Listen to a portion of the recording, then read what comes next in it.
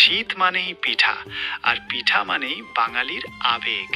আজ আমরা চলে এসেছি ভোলার ঐতিহ্যবাহী বাংলা বাজার ডিগ্রি কলেজে, যেখানে আয়োজন করা হয়েছে এক অনন্য পিঠা উৎসব। গ্রামের ঐতিহ্য আর শিক্ষাঙ্গনের মিলনে এই পিঠা উৎসব যেন এক টুকরো বাংলার ছবি। ছাত্রছাত্রীদের স্বতঃস্ফূর্ত অংশগ্রহণে পুরো কলেজ প্রাঙ্গণ আজ উৎসব মুখর। ভাপা পিঠা, চিতই পিঠা, পুলি, পাটিসাপটা, খেজুরের গুড় আর নারকেলের মিশেলে প্রতিটা পিঠাতেই লুকিয়ে আছে শীতের উষ্ণতা। এই উৎসবে প্রতিটি স্টল সাজানো হয়েছে আলাদা যত্নে। শুধু পিঠা নয়, এখানকার প্রতিটি স্টলই তুলে ধরছে আমাদের গ্রামীণ সংস্কৃতি।